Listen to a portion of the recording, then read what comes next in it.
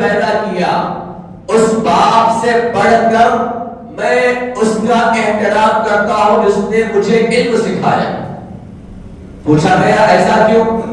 تو بزرگ نے فرمایا جس نے مجھے پیدا کیا وہ عالم ارواح سے مجھے دنیا میں لے کر آیا، جو کہ میں دنیا میں نہیں تھا، اس باپ کی وجہ سے میں پیدا ہوا، وہ میرا اصل باپ ہے۔ اس کا کام اتنا ہی تھا، عالم ارواح سے دنیا میں لے کر آنا۔ اور علم جس کے پاس میں نے حاصل کیا، اس علم کی وجہ سے میں نے زمین سے آسمانوں کے درجے بلند کے اندر اپنے اندر دیکھی۔ آسمان تک میں گیا، میں کہکشاں کو دیکھا، ستاروں کو دیکھا، چاند کو دیکھا، سورج کو دیکھا، ہر چیز کو میں نے سمجھا، تب جا کر مجھے پتا چلا کہ علم کیا چیز ہوتی ہے اور علم سکھانے والے کا درجہ اور مرتبہ کیا ہوتا ہے۔ علم کوئی معمولی چیز نہیں ہے۔ تمہارے فاروق رضی اللہ عنہ کے زمانے میں آپ علم والوں کو اگرچہ کہ وہ غیر رہتے، اس کے باوجود اپنے علاقے میں پناہ دیتے، اپنے علاقے میں رکاتے کہ آپ ہمارے علاقے میں رکیے اور آپ ہمارے لوگوں کو علم سکھائیے۔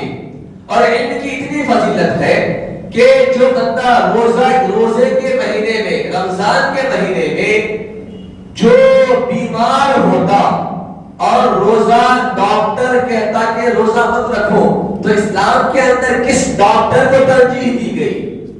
کس ڈاکٹر کو کہا گیا کہ یہ ڈاکٹر کہے روزہ مت رکھو تو مت رکھو؟ اسلام کے اندر ترجیح گئی اس ڈاکٹر کو جو مسلمان ہے اور اسلام جانتا ہے، علم والا ہے۔ اس بات پر یہاں پر دو خاص نکات میں آپ کے سامنے بیان کروں۔ نمبر ایک، علم رکھنے والا ڈاکٹر، نمبر دو، مسلمان ڈاکٹر۔ دونوں نکات اپنی جگہ صحیح ہے اور ضروری ہے۔ ڈاکٹر کے پاس گئے، ڈاکٹر صاحب مجھے فلاں بیماری ہے، ڈاکٹر نے کہا آپ روزہ مت رکھیے۔ کیوں؟ کیونکہ ڈاکٹر علم والا ہوگا اور اس میں بھی جو مسلمان ڈاکٹر ہوتا ہے وہ دنیاوی علم رکھنے کے ساتھ ساتھ دینی علم بھی اپنے اندر رکھتا ہے اور اللہ کا خوف، اللہ کا ڈر اس کے اندر رہتا ہے، جس کی وجہ سے وہ سامنے والے کو روزہ رکھنے کے بارے میں یا منع کرنے کے بارے میں سوچتا ہے۔ یہ دونوں چیزیں اپنی جگہ ضروری ہیں۔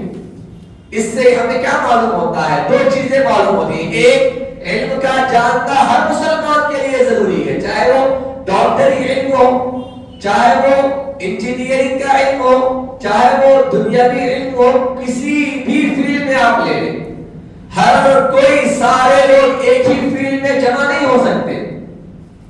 علماء جو ایک طبقہ ہے، ایک جماعت ہے علماء کی، سارے دنیا کے لوگ علماء بن جائیں ایسا ہو نہیں سکتا، کیونکہ علماء کا کام ہے دین کو پھیلانا، دین کی طرف لوگوں کو بلانا، دین کی طرف دعوت دینا، اللہ اور اس کے رسول کی طرف بلانا۔ اور جو دین کے مسائل ہیں، حج کے مسائل آ گئے، روزے کے مسائل آ گئے، نماز کے مسائل آ گئے، دنیاوی جینے کے طریقے اور اسلام کے صحیح معنوں میں کیا مسائل ہیں، یہ علماء ہی بتا سکتے ہیں۔ نکاح کب جائز ہے؟ نکاح کی کئی قسمیں، ہمارے پاس ایک ہی چیز معلوم ہے کہ نکاح من سنتی، نکاح کرنا سنت ہے، ہم کو اتنا ہی معلوم ہے۔ حضور نے فرمایا نکاح کرنا میری سنت ہے، اتنا ہی معلوم ہے۔ اگر حقیقت میں فقہ کی کتاب میں دیکھیں، فقہ کی کتب اگر چھان مارے تو نکاح کے 4 قسمیں، نکاح کرنا سنت ہے، نکاح کرنا مستحب ہے، نکاح کرنا فرض ہے، نکاح کرنا حرام ہے۔ 4 چیزیں، 4 قسمیں نکاح کی۔ اسی طرح طلاق کے مسائل، طلاق کے بھی 4 ہیں، خاص کر 2 بڑے مشہور ہیں، ایک طلاق دینا حرام، ایک طلاق دینا جائز، اور ایک ہے طلاق دینا فرض۔ یہ کب ہوتا ہے؟ یہ علماء جانتے ہیں، ہر کوئی نہیں جان سکتا۔ دینی مسائل، جو خاص کر جو مسائل ہوتے ہیں دین کے، یہ علماء اکرام لوگوں کو سمجھاتے ہیں، لوگوں کو اس کی تعلیم دیتے ہیں۔ اور ایک مسئلہ دین کے اندر جاننا 1000 نفل نمازوں سے بہتر ہوگا۔ 1000 نفل نمازیں پڑھنا، اور ایک مسئلہ چھوٹا دین کا جاننا یہ اس سے بہتر ہے. ہمارے حضور نے فرمایا. دیکھیے ایک طرف ہے عمل، ایک طرف ہے علم. علم کو جاننا عمل سے بہتر ہے، اور جب اس عمل کو جان لیا جائے تو اس پر عمل کرنا اس سے بڑھ کر اور ثواب ہے. اور عالم جو علم جاننے والا ہے وہ عمل نہ کرے گویا کہ وہ مردے کے برابر ہے، کیونکہ مردہ لیٹا ہوا رہتا ہے اور عمل کرنے والا ہمیشہ اپنے ہاتھوں کو پیروں کو حرکت دیتا رہتا ہے. عالم علم جان لے اور اس پر عمل نہ کرے ایسا کوئی ہو نہیں سکتا. اور علم جانے بغیر عمل کرنا یہ بھی جہالت ہے. مثال کے طور پر ہمیں نماز پڑھنے نہیں آتا، نماز پڑھنے کا علم ہمارے اندر نہیں ہے، ہم نماز کے لیے کھڑے ہو گئے، آخر اللہ اکبر کہہ کر رکوع کرنا نہیں معلوم، رکوع میں کیا پڑھنا نہیں معلوم، قیام جب کھڑے ہوتے ہیں کیا پڑھنا ہے نہیں معلوم.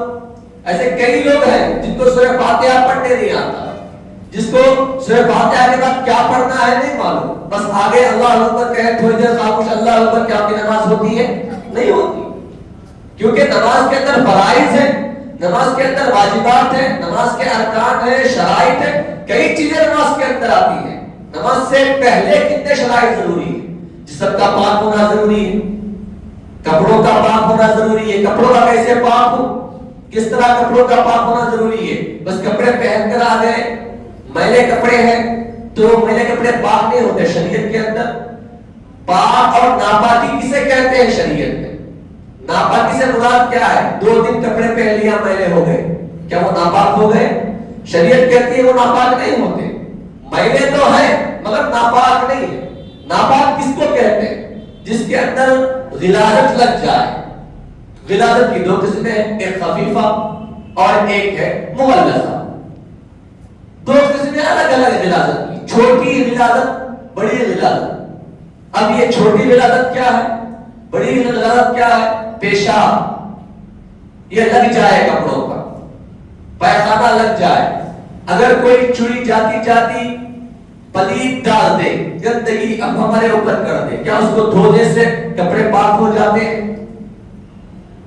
یا اس کو صاف کرنے سے کپڑے پاک ہو جاتے ہیں؟ پیشاب اگر لگا ہے تو کتنا لگا ہے، پیخانہ لگا ہے تو کتنا لگا ہے، کتنے سے پاک ہوتے ہیں، کتنے سے ناپاک رہتے ہیں. یہ تمام چیزیں کون سکھاتے ہیں؟ علماء سکھاتے ہیں. ان کے بغیر ہم یوں ہی آ گئے، چھینٹے ہمارے پر پیشاب کے اڑے، ہم دھیان نہیں دیے، یا بچہ پیشاب کر دیا پوچھ لیے، تھوڑا بہت دھو لیے، تھوڑا بہت پانی ڈال لیے، صاف کر لیے. کیا ایسا لباس ایسا کپڑا پاک ہوتا ہے؟ ایسے کئی لوگ ہیں، پاک نہیں ہوتا، جانتے نہیں مسئلے مسائل. اور اس کے ساتھ ساتھ قبلے کا رخ ہونا ضروری ہے، نماز کا وقت ہونا ضروری ہے. ایسے کئی مسائل ہیں. نماز کے اندر کھڑے ہو گئے، رکوع میں کیا پڑھنا ہے نہیں معلوم، کتنے سجدے کرنا ہے نہیں معلوم، رکوع کرنا فرض ہے، قیام کرنا فرض ہے، 2 سجدے کرنا فرض ہے، قائد آخرہ کرنا یہ ہے. یہ تمام چیزیں جاننا جب تک کہ ہم نہیں جانتے تب تک ہمیں نماز پڑھنے کا طریقہ نہیں آتا. اور جب نماز پڑھنے کا ہمیں طریقہ ہی نہیں آیا، آ کر اللہ اکبر کہے، بس ہم نے دیکھ لیا دوسروں کو 4 رکعت 2 رکعت پڑھتے ہوئے سجدے میں گئے، رکوع میں گئے، سجدے میں گئے، رکوع میں گئے، سلام پھیر دیے. کیا اس سے نماز ہوتی ہے؟ نہیں ہوتی. نماز ہی نہیں ہوئی. ہم جتنے چاہے سجدے کر لیں، جتنے چاہے رکوع کر لیں، کب ہوگی نماز؟ جبکہ ہم کو نماز کا صحیح طریقہ معلوم نہ ہو، جبکہ ہم کو نماز کے فرائض واجبات معلوم نہ ہو، جبکہ ہم کو سنتیں معلوم نہ ہو. ہم کو جاننا یہ ہمارے لیے ضروری ہے. اسی طرح وضو کرنا، وضو کے اندر کتنے فرائض ہیں، غسل کرنا اس سے پہلے غسل کے اندر کتنے فرائض ہیں. روزمرہ کی زندگی میں ایسی کئی چھوٹی چھوٹی چیزیں ہیں جو ہم پر ضروری ہے، جس کو ہم جانتے بھی نہیں ہیں، پہچانتے بھی نہیں ہیں، یوں ہی ہماری زندگی گزر جاتی. بعد میں افسوس ہوتا ہے معلوم ہونے کے بعد. ایک ڈاکٹر جب تک وہ آپریشن کرنے کے لیے تیار نہیں ہوتا وہ آپریشن نہیں کر سکتا. کیوں؟ کیونکہ اس کو پہلے سکھایا جاتا ہے، کئی سال پڑھایا جاتا ہے، کئی سال ٹریننگ دی جاتی ہے، کئی مردوں کو وہ چیرتا ہے، آپریشن کرنے کا طریقہ سکھایا جاتا ہے. کون سی چیز پیٹ میں کہاں ہوتی ہے، سینے میں کہاں ہوتی ہے، سر میں کہاں ہوتی ہے، آنکھوں میں کہاں ہوتی ہے، زبان میں کہاں ہوتی ہے، ہر چیز دکھایا جاتا ہے، سکھایا جاتا ہے، کروایا جاتا ہے. کئی سال جب وہ ٹریننگ لیتا ہے، اس کے بعد جب ڈاکٹر بنتا ہے، وہ بھی ڈائریکٹ ڈاکٹر نہیں بنتا، اس کو کسی بڑے ڈاکٹر کے ہاتھ کے نیچے رہنا پڑتا ہے، پھر وہاں پر تربیت پانا پڑتا ہے. جب بڑا ڈاکٹر آپریشن کرتا ہے، چھوٹا ڈاکٹر جو مکمل ڈاکٹر بنا ہوا ہے، اس کے ہاتھ کے نیچے رہ کر وہ پھر چیزوں کو دیکھتا ہے کہ یہ ڈاکٹر کہاں کہاں چیر رہا ہے، کہاں کہاں کون سی چیزوں کو بدل رہا ہے، کون سا آپریشن کر رہا ہے، اس سے کیا فائدہ ہے، کیا نقصان ہے. کئی سال جب وہ گزارتا ہے تب جا کر وہ ایک بڑا ڈاکٹر بنتا ہے. اسی طرح اسلام کے اندر کیا یوں ہی ایک سال دو سال تھوڑا بہت پڑھ لیے تو کیا بڑے عالم بن گئے؟ ہرگز نہیں بن سکتے. اس کے اندر کئی سال ہم کو لگانا پڑتا ہے. کئی سال لگانے کے بعد جب ہم کو علم آتا ہے تو اس پر عمل کرنا پڑتا ہے. عمل کرنے کے بعد دنیاوی ماحول کو دیکھنا پڑتا ہے کہ جو ہم نے علم کو حاصل کیا، اس علم کی وجہ سے دنیا والوں میں کیا فائدہ ہو رہا ہے. ایک مسئلہ پڑھ لیے، دنیا کے اندر اس کا الٹا ہو رہا ہے، اور وہ مسئلہ بڑا عجیب مسئلہ ہے. جب ہم اس مسئلے کو جانیں گے تو پریشان ہو جائیں گے. یہاں تو یہ لکھا ہوا اگر دنیا میں اس کا الٹا ہو رہا تو دیکھا جائے گا دنیا کا ماحول کیا ہے، دنیا کی ریتی لباس اور لباس کیا ہے. دنیا کے اندر جو انسان اپنے الگ الگ ماحول میں رہتے ہیں، کوئی الگ کنٹری میں رہتا ہے، کوئی الگ کنٹری میں رہتا ہے، تو کنٹریوں کا ماحول کیا ہے، وہاں کا قانون کیا کہتا ہے. مثال کے طور پر ایک بڑی مثال میں آپ کو دوں. قرآن میں اللہ نے فرمایا اگر کوئی چوری کرتا ہے تو اس کا ہاتھ کاٹ دو. کاٹ دینے کا حکم ہے قرآن کے اندر. اگر کوئی کسی کی آنکھ پھوڑتا ہے تو اس کی آنکھ پھوڑنے کا حکم قرآن نے فرمایا. السارق والسارقۃ فاقطعوا ایدیہما. چاہے مرد چور ہو چاہے عورت چور ہو، جو چوری کرے اس کا ہاتھ کاٹو. فاقطعوا ایدیہما، اللہ نے فرمایا. اب جب ہم یہ آیت پڑھتے ہیں، اس کی تشریح کرتے ہیں، اس کی تفسیر کرتے ہیں، تو ہمیں کیا پتہ چلتا ہے کہ ہاتھ کاٹ دیا جائے چور کا. مگر جب ہم دنیا میں آتے ہیں پڑھ کر، دنیا کا ماحول کیا کہتا ہے. ہندوستان کا قانون الگ ہے، امریکہ کا قانون الگ ہے، آسٹریلیا کا قانون الگ ہے. الگ الگ کنٹری میں جائیے قانون وہاں کا الگ ہے. تو کیا ہاتھ کاٹ دینے کا حکم ہے؟ وہاں پر دیکھا جائے گا اس کنٹری کا قانون کیا ہے، اور اس کنٹری کے قانون کے مطابق اسلام کے قانون کو جوڑا جائے گا. دونوں قانونوں کو جوڑ کر جو حل نکلتا ہے اس حل کو لوگوں کو بتانا ہوگا. میں وہ پڑھ کر آ گیا، مجھے ہاتھ کاٹنا ہی ہے، اب ہرگز نہیں چلتا. کیوں؟ کیونکہ دنیا کے ماحول کو بھی دیکھا جاتا ہے. ایک کسی کی آنکھ کسی نے پھوڑ دیا، اللہ نے قرآن میں فرمایا اس کی بھی آنکھ پھوڑو. کیسے پھوڑو؟ اس کی بھی تفسیر تشریح بیان کی گئی. آنکھ ڈائریکٹ نہیں پھوڑ سکتے تو کیا کرو؟ کچھ اس کے آلات بتائے گئے، اس کا طریقہ بتایا گیا. اس طریقے سے اس کی آنکھ کو نابینا کر دو، اندھا کر دو. مگر آج کے دور میں کیا ہندوستان کے اندر وہ قانون چلتا ہے؟ نہیں چلتا. اللہ نے فرمایا قرآن مجید کے اندر کہ اگر کوئی کسی کو مار دے، کسی کا قتل کر دے تو اس کو بھی قتل کر دو. قتل کر دینے کا حکم ہے اسلام کے اندر. کس کو؟ جس نے سامنے والے کو قتل کیا اس کو قتل کرنے کا آرڈر دیا گیا. کیونکہ شریعت کس سے بنی ہے؟ اللہ اور اس کے رسول کے بتائے ہوئے راستے سے بنی ہے. شریعت میں آرڈر کیا ہے؟ سامنے والا اگر قتل کرے تو اس کو قتل کرنے کا حکم اگر ہے تو ڈر کر سامنے والا کسی کا قتل نہیں کرے گا. کیوں؟ کیونکہ ڈر رہے گا اس کے اندر، اگر میں اس کو ماروں گا تو وہ مجھے مار دے گا، اس کے لوگ مجھے قتل کر دیں گے. یہی قانون شریعت کا ہے. مگر ہندوستان کے اندر کیا چلتا ہے؟ نہیں چلتا. کیوں؟ ہندوستان میں قانون الگ ہے. ہندوستان کا کوڈ، ہندوستان کا جو ماحول پولیس کا، ہندوستان کا جو قانون ہے وہ بالکل الگ ہے. تو جس کنٹری میں ہم رہتے ہیں وہاں کا علم ہم کو جاننا ضروری ہے. تو وہاں کا علم جاننے کے لیے کیا کرنا ہے؟ لا پڑھنا ہے، وہاں کے قانون کو جاننا ہے، وہاں کے قانون کو پڑھنا ہے. اور جو ماحول میں ہم رہتے ہیں اس ماحول کے اعتبار سے وہاں کے علم کو حاصل کرنا ہمارے لیے ضروری ہے. مجھے بڑی خوشی ہوئی دو چیزوں کو میں نے دیکھا.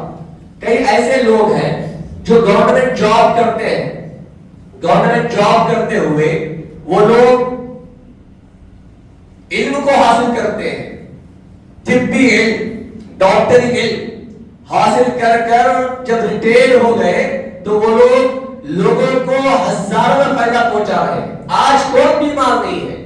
ہر کسی کو تھوڑی تھوڑی بیماری لگی ہوئی ہے. کسی کو الرجی ہے, کسی کو شوگر ہے, کسی کو بی پی ہے. ہر بچے کو, کسی کو گیس کی بیماری, کسی کو ہاضمے کی بیماری, ہر ایک کو کوئی نہ کوئی چھوٹی بڑی بیماریاں لگی ہوئی ہیں. تھوڑا بہت درد ہوتا ہے تو یہ بھی بیماری ہے. اب کیا کرتے ہیں, بار بار ڈاکٹروں کے پاس. کون ڈاکٹر اچھا ہے؟ جو ہمارا سہولت والا, اگر اس میں مسلمان رہے تو اور ہمارے لیے بہتر ہے. ایسے کئی لوگ ہیں جو ڈاکٹر بن کر جو لوگ کئی ہزاروں لوگوں کا فائدہ ہو رہا ہے ان کی وجہ سے, جاتے ہیں دوائی پوچھتے ہیں, وہ لوگ دوائی دیتے ہیں جس سے فائدہ ہوتا ہے. اور کئی ڈاکٹر تو ایسے غیروں کے اندر جو مسلمانوں کو دیکھ کر چھڑتے ہیں. ایسے بھی کرنے کے اندر ڈاکٹر ہیں, دیگر علاقوں میں ڈاکٹر ہیں.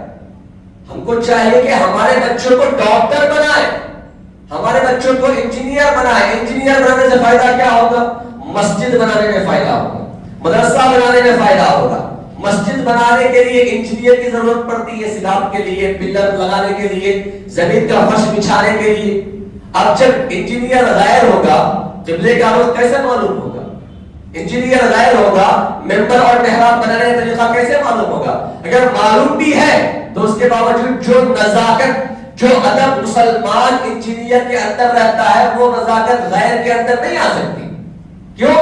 کیونکہ مسلمان کے اندر اللہ کا خوف, اللہ کا ڈر رہتا ہے, جس کی وجہ سے وہ نزاکت, وہ ادب مسلمان کے اندر رہتی ہے, اور ادب و احترام کے ساتھ وہ ممبر اور محراب بنانے کا طریقہ جانتا ہے اور بناتا ہے. غیر نہیں بنا سکتا. ایسے کئی مثالیں ہمارے درمیان ہیں. ڈاکٹر ہو, انجینئر ہو, لائر ہو. ایک لائر جب انصاف کرتا ہے, انصاف کرواتا ہے, اس کے اندر خدا کا خوف ہوتا ہے. اور یاد رکھو, بڑے بڑے علماء, بڑے بڑے جو اس زمانے میں علوم حاصل کرنے والے تھے, وہ لوگ اپنی پراپرٹیوں کو بیچ دیے ان کو حاصل کرنے کے لیے. امام شافعی رحمۃ اللہ علیہ بڑے مشہور ہیں, 4 اماموں میں سے ایک امام. 4 اماموں کے نام کیا ہیں؟ امام ابو حنیفہ, امام اعظم ابو حنیفہ ایک ہے, امام شافعی, امام مالک, امام احمد بن حنبل. 4 اماموں میں سے ایک امام امام شافعی, جو ساری دنیا کے اندر مشہور ہے آج کے دور میں. ان کے مسلک کے جاننے والے لاکھوں میں ہیں. کیسے اتنے مشہور ہو گئے؟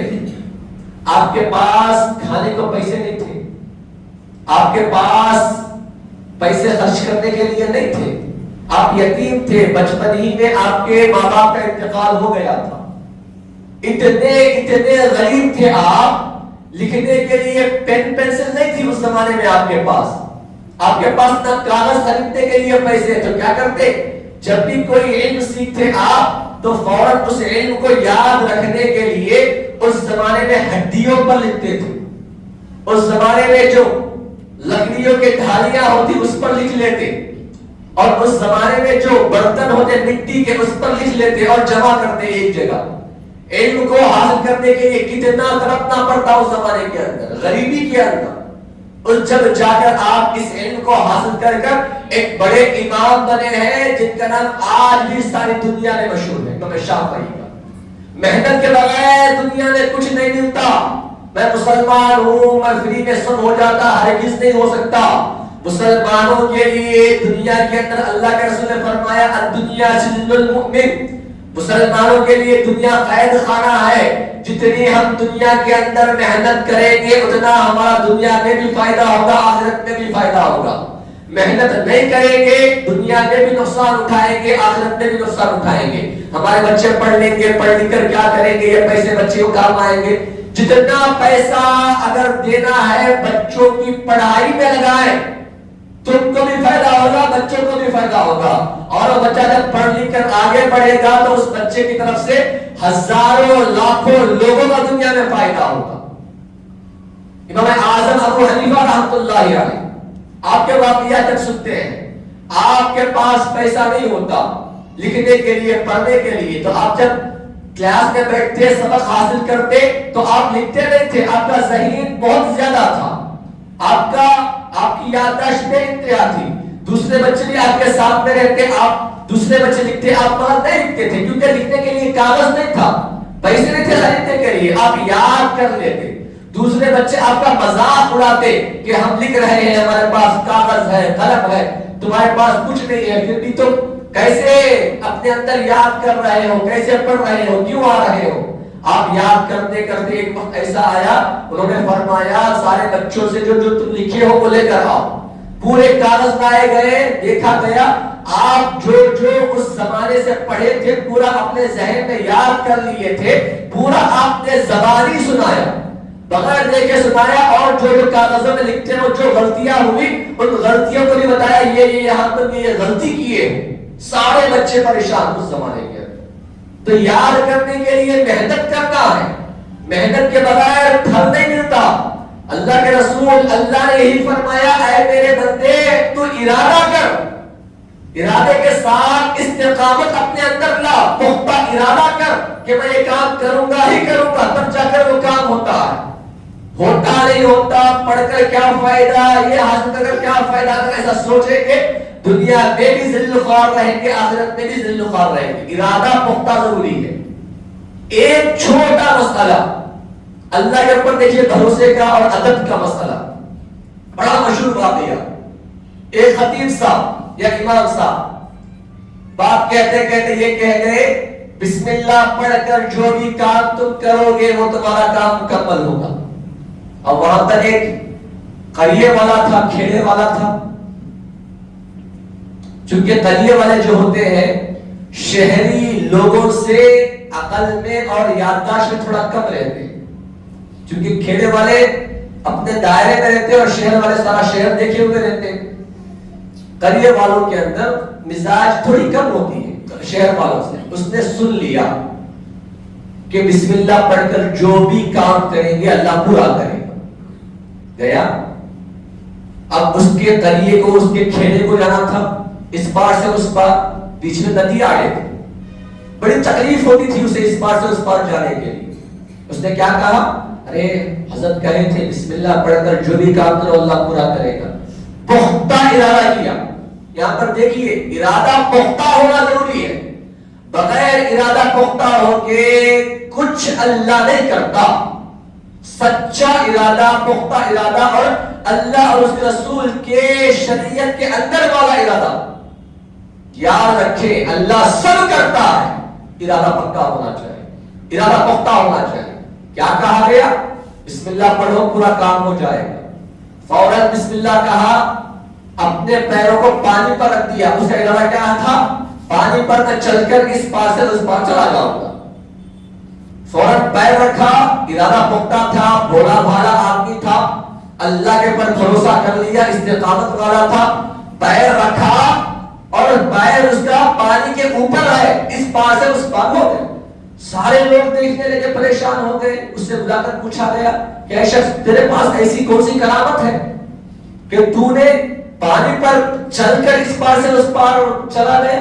کون سی کرامت ہے؟ اس نے کہا میرے پاس کچھ نہیں ہے، میں بھولا بھالا آدمی ہوں، نہ میرے پاس علم ہے نہ کرامت ہے، کچھ نہیں۔ پھر کیسے ہوا؟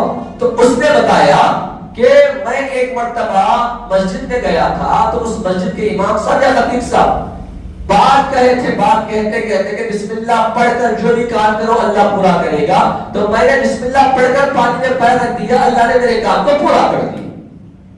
اب وہ بات جاتی جاتی جاتی وہ امام صاحب کے تک پہنچی۔ امام صاحب جو کہنے والے تھے وہ بھی پریشان ہو گئے کہ ایسا کیسا، بسم اللہ کہو کام پورا ہو جائے گا۔ جا کر بسم اللہ کہتے ہیں، پانی پر پیر رکھتے ڈوب جاتا، بسم اللہ کہتے ہیں پانی پر پیر رکھتے ڈوب جاتا۔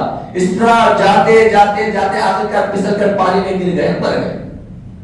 بات کہنے کی کیا ہے، اللہ پر بھروسہ ضروری ہے۔ اللہ پر بغیر بھروسے کے آپ کا کوئی کام ہو ہی نہیں سکتا، اور اللہ پر بھروسہ کرنا ہر چیز میں، چاہے دنیا میں ہو، دین میں ہو، ہر معاملے میں، ہمارا گھریلو مسئلہ ہو، اللہ پر بھروسہ اور صبر اور علم کا حاصل کرنا۔ علم کے بغیر عمل نہیں ہو سکتا، اور علم کا حاصل کرنا ہر مسلمان کے لیے ضروری ہے۔ کیسے ضروری ہے؟ محنت کرنا۔ جو چیز کے اندر، جو علم کے اندر ہم کو بھروسہ ہے کہ میں یہ حاصل کر سکتا ہوں، فوراً پڑھ لینا، فوراً اس فیلڈ کے اندر چلے جانا اور مکمل حاصل کر کر نکلنا. پہلے کے دور کے اندر امام اعظم غوث اعظم رضی اللہ تعالیٰ بچپنا ہے آپ کا، واقعات آپ نے کئی سنے، کرامتیں ان کے پاس تھی، فلاں فلاں فلاں بڑے بڑے بزرگ تھے، سارے ولیوں کے سردار ہیں، 11ویں شریف والے فلاں فلاں سب سنا. کیسے بنے؟ کیا تھا ان کے اندر؟ ان کے اندر علم کی جستجو تھی، علم کی طرف تھی. آپ جب بچپن ہی میں آپ کی والدہ کے پیٹ میں 17 پارے یاد کر لیے. کیسے یاد کرے؟ آپ کی والدہ جو آپ کی امی تھی 17 پارے ان کو یاد تھے، تو جب آپ پیٹ میں تھے تو اس 17 پاروں کو پڑھتے تھے. کھانا پکاتے وقت، برتن دھو رہی ہے، گھر کا کام کر رہی ہے، پارے کو پڑھ رہی، پڑھتے پیٹ کے اندر بچہ 17 پارے یاد کر لیا. جب باہر نکلے 17 پارے سنائے. 8-10 سال کے بچے آپ نے کہا میں نے یہاں پر جو میرے گاؤں تھا اس زمانے میں گیلان، جس کو جیلان کہا جاتا ہے، اس زمانے میں انہوں نے کہا میں یہاں کا علم حاصل کر لیا ہوں، اب میں یہاں سے بغداد جانا چاہتا ہوں. کیوں؟ مقصد کیا تھا؟ علم کو حاصل کرنا. علم کی طرف ان کے اندر تھی، علم کی جستجو ان کے اندر تھی. آپ کی امی نے بھی منع نہیں کیا بیٹا اتنی دور، کئی ہزار میل دور. اور اس زمانے میں نہ سیر، اس زمانے کے اندر نہ سواری، نہ کوئی اور آلہ تھا، نہ بس تھی، نہ کار تھی، نہ فلائٹ تھی، کوئی اور آلہ تھا، کوئی اور طریقہ جانے کا نہیں تھا. کیا ہوتا؟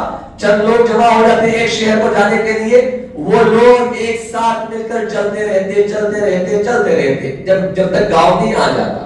رات ہوتی، تھوڑی دیر سفر، تھوڑی دیر آرام کرتے، پھر صبح ہوتی، پھر چلنا شروع کر دیتے. پیدل چلتے یا اس زمانے کے سواری جو گھوڑا ہوتا، جو اونٹ ہوتا، جو گدھا، خچر جو بھی ہوتا، چلتے رہتے. تو آپ نے علم کو حاصل کرنے کے لیے آپ کی والدہ نے پرمیشن دی، تو کیا فرمایا؟ آپ کی والدہ نے فرمایا بیٹا اب میں ضعیف ہو گئی، اب میں بوڑھی ہو گئی، تم علم کو حاصل کرنے کے لیے جا رہے ہو، میں تم کو نہیں روکتی. کیوں؟ کیونکہ تم علم کو حاصل کرنے کے لیے جا رہے ہو. اب کیا کرو؟ اگر تمہارا علم مکمل ہو جائے تو آ جانا، یہاں ملاقات ہوگی دنیا کے اندر. اگر یہاں ملاقات نہ ہو تو انشاءاللہ تمہاری اور میری ملاقات آخرت میں ہوگی. کیا شان ہے ماں کی، علم کے لیے چھوڑ رہی ہے اپنے بیٹے کو، علم کو حاصل کروانے کے لیے چھوڑ رہی ہے اپنے بیٹے کو. کیا دیتی ہے؟ کیا سبق دیتی ہے؟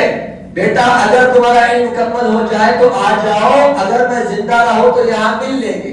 ضعیف ہے، یہ نہیں سوچا کہ میرا بیٹا چلا جائے گا تو میرا کیا ہوگا، مجھے کون پالے گا، مجھے میرا خیال کون رکھے گا. نہیں، تم علم کے لیے جا رہے ہو، جاؤ.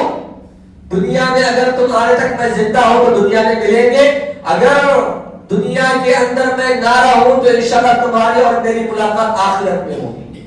کتنا پیارا سبق ہے. جب غوث اعظم بغداد شریف گئے اس زمانے میں بغداد کا مدرسہ بڑا مشہور تھا ساری دنیا کے اندر. آپ کے پاس جو پیسے تھے سب ختم ہو گئے، سارے پیسے ختم ہو گئے، تو آپ رہنے کے لیے جگہ نہیں آپ کے پاس، کھانے کے لیے پیسے نہیں آپ کے پاس. مدرسے میں جاتے، علم کو پڑھتے، باہر نکلتے تو بے انتہا بھوک کی طرف کیا کرتے آپ جنگل و بیابان میں چلے جاتے علم کو حاصل کرنے کے مقصد سے. کلاس ہو جاتی، مدرسہ چھوٹ جاتا، جنگل کے اندر آ گئے، آ کر ندی کے کنارے جو گھاس اگتی، چونکہ ندی کے کنارے جو گھاس ہوتی ہے تھوڑا میٹھی ہوتی ہے، میٹھے پانی کے جو قریب گزرتی ہے، جو اگتی ہے، اس گھاس کو توڑ کر آپ کھاتے، اپنا پیٹ بھرتے. درختوں کے پتے کھاتے. کیا مجبوری تھی؟ کوئی مجبوری نہیں تھی. علم کو حاصل کرنا، علم کو حاصل کیا تو ایسے قطب بن گئے، ایسے غوث بن گئے. آج ساری دنیا کے اندر ان کا چرچا.